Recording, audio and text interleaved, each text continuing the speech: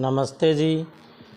आप सभी का अपने यूट्यूब चैनल होलिस्टिक वेलबींग में बहुत बहुत स्वागत है। आज का विषय है how to choose career options और how to select your career. हमें हमारा करियर किस तरह से चूज़ करना है, करियर में हमें क्या बनना है, हम अपने जीवन में अपने करियर में क्या करना चाहते हैं, इस विषय पर आज हम डिस्कस करेंगे। तो आगे बढ़ने से पहले यदि आपने हमारा यूट्यूब चैनल सब्सक्राइब नहीं किया है तो आप सब्सक्राइब कर लीजिए और नीचे डिस्क्रिप्शन में टेलीग्राम चैनल का लिंक है, वहाँ से आप टेलीग्राम चैनल भी ज्वाइन कर लें। और इस संडे से यानी रविवार के दिन से हम दिन के समय लाइव आएंगे, उसकी सूचना टेलीग्राम चैनल पर दे दी जाएगी कल शाम तक कि हम किस समय लाइव रहेंगे। तो संडे की जो वीडियोज़ होंगी वो लाइव आएंगी और वो हीलिंग से संबंधित होंगी। हीलिंग मतलब आप किसी भी फील्ड में अच्छा नहीं कर पा रहे हैं तो आपको अपने आप को हील कैसे करना है, कैसे आप बेटर करेंगे, उस पर हम चर्चा करेंगे। यदि आपका कोई कमेंट होगा आप चैट कर सकेंगे लाइव वीडियो में, तो हम आपका वहीं पर जो आपकी प्रॉब्लम होगी, जो आपका क्वेश्चन होगा, उसको हम सॉल्व भी करेंगे। तो अब बात आती है कि हर बच्चा अपने जीवन में अपने करियर में आगे बढ़ना चाहता है।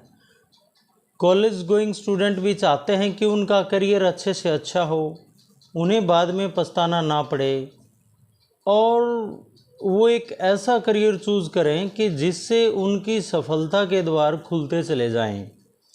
देखिए, सबसे बड़ी बात क्या है, करियर के बारे में मैं 2 लाइन बोल देता हूँ। उन 2 लाइनों से हम पूरा का पूरा एस्टीमेट लगा लेंगे कि करियर हमें किस तरह से चूज़ करना है और उसमें हमें किस तरह से आगे बढ़ना है। सबसे पहला पॉइंट है चूज़ द राइट चॉइस। हमें जो राइट चॉइस है वही चूज़ करनी चाहिए। दूसरा ऑप्शन है, यदि आप चूज़ कर चुके हैं तो उसके बाद फिर हमारा क्या फीडबैक रहेगा, मेक द चॉइस राइट। जो आपने चॉइस ली है उसको आपने राइट करना है, उसको आपने ठीक करना है। चूज़ करने के बाद आपको डगमगाना नहीं है, आपको पीछे मुड़ करके नहीं देखना है, आपको ये नहीं सोचना है कि इसमें ऑप्शंस कम हैं या नहीं है। देखिए, एजुकेशन आज के युग में सभी के लिए ज़रूरी है, सभी को एजुकेटेड होना चाहिए। हम कोई भी छोटे से छोटे काम के लिए कहीं भी जाते हैं, तहसील में जाते हैं, कोर्ट में जाते हैं, हॉस्पिटल में जाते हैं, कहीं पर भी हम जाते हैं तो अनपढ़ व्यक्ति का कोई जीवन नहीं है।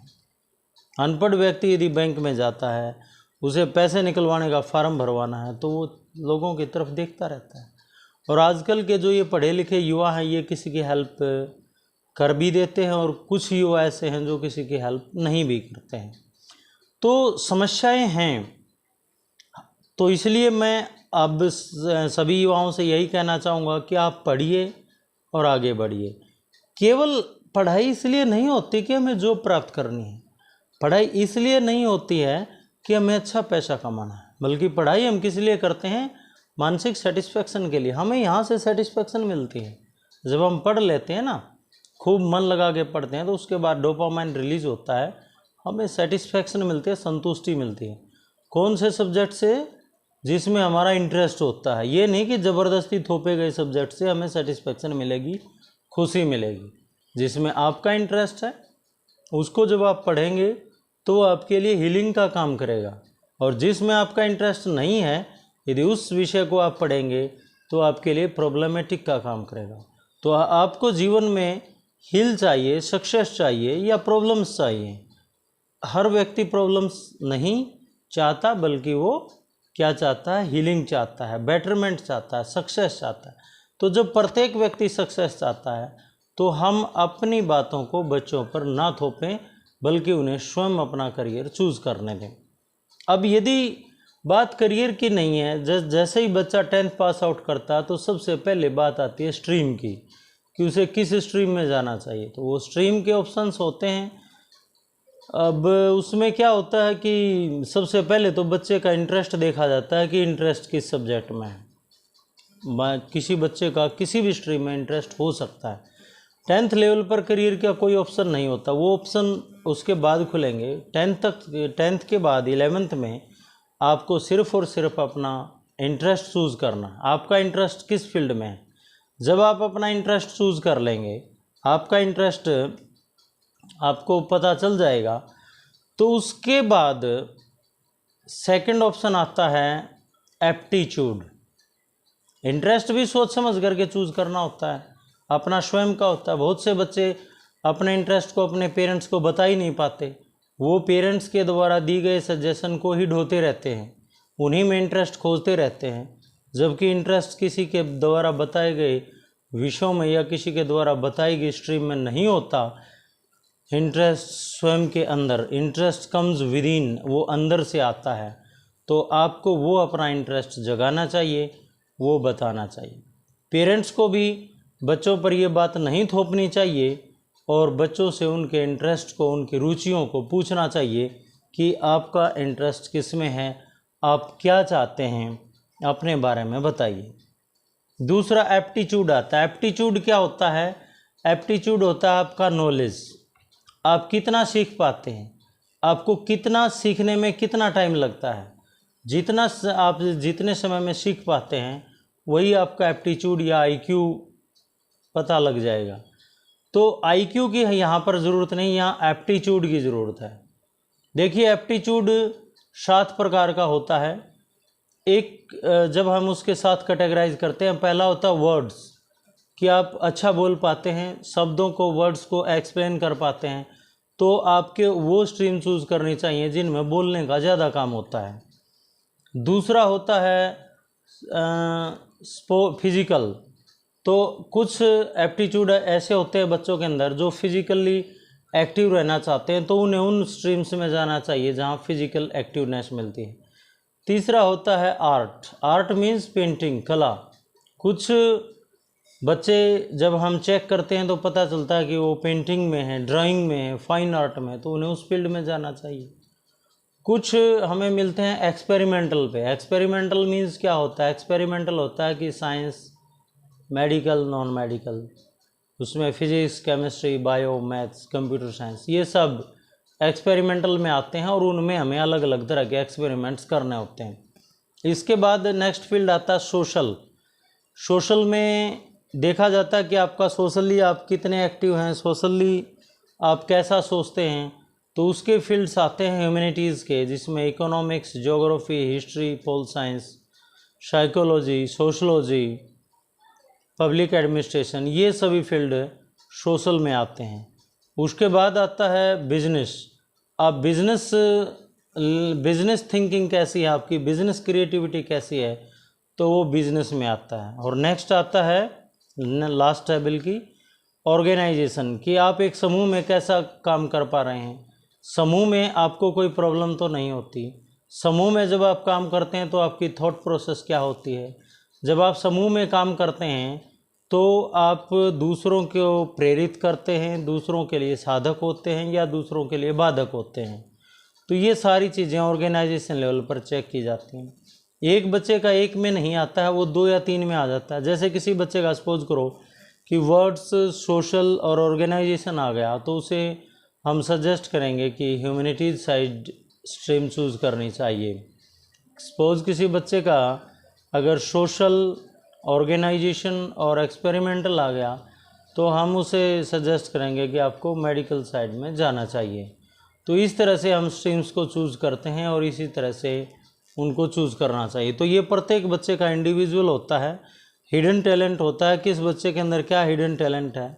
किसी की स्ट्रीम साइंस निकल करके आती है, उसमें भी मेडिकल, नॉन मेडिकल, किसी की कॉमर्स, किसी की आर्ट्स। बहुत से बच्चों को तो वही निकल करके आ जाती है जो वो चाहते हैं, परंतु बहुत से बच्चों के विपरीत भी निकल करके आ जाती है।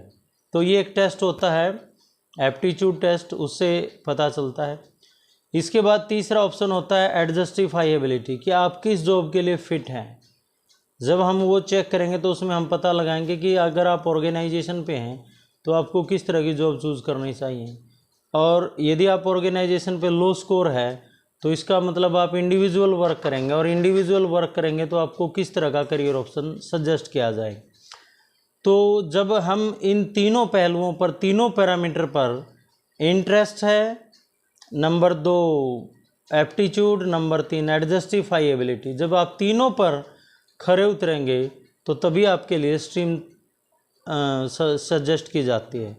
तो आप अपने लिए एक अच्छी स्ट्रीम चूज़ करें अपने इंटरेस्ट के अकॉर्डिंग, अपने एप्टीट्यूड आप वैसे जनरली देख सकते हैं कि आपके मार्क्स कितने, आप ऑन एंड एवरेज 10 तक पढ़े हैं तो कितने परसेंटेज लिए हैं, मैथ्स में आप कैसा कर पा रहे हैं, उससे भी एप्टीट्यूड का एक जनरल आइडिया, एक जनरल व्यू पता लग जाएगा। लेकिन रियल में तो जब हम बच्चे का इंडिविजुअल टेस्ट करेंगे तभी हमें पता चलेगा।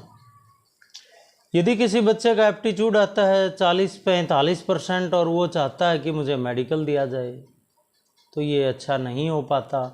करने को वो कर लेगा लेकिन उस लेवल तक नहीं पहुंच पाएगा।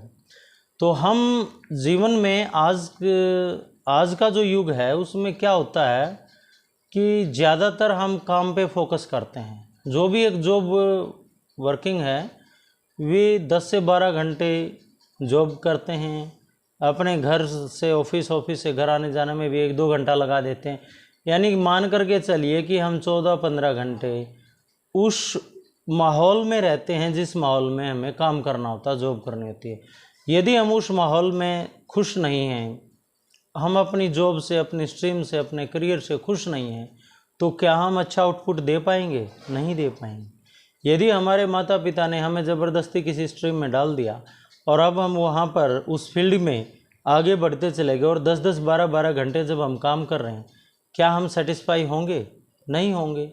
यदि हम सेटिस्फाई नहीं होंगे तो क्या होंगे? परेशान हो जाएंगे। तो क्या परेशान व्यक्ति 10 से 12 घंटे काम कर पाएगा? नहीं कर पाएगा। और यदि वो कर भी पाएगा तो क्या अच्छा आउटपुट दे पाएगा? नहीं दे पाएगा। तो इसीलिए आप सभी अपने बच्चों को मोटिवेट करें, प्रेरित करें, उन्हें प्रेरणा दें कि अपनी पसंद का, अपने इंटरेस्ट का सब्जेक्ट लें और उसी तरह के सब्जेक्ट्स उन्हें दिलाएं जिनमें उनका एप्टीट्यूड फिट बैठता हो, उनकी एडजस्टिफाइबिलिटी फिट बैठती हो।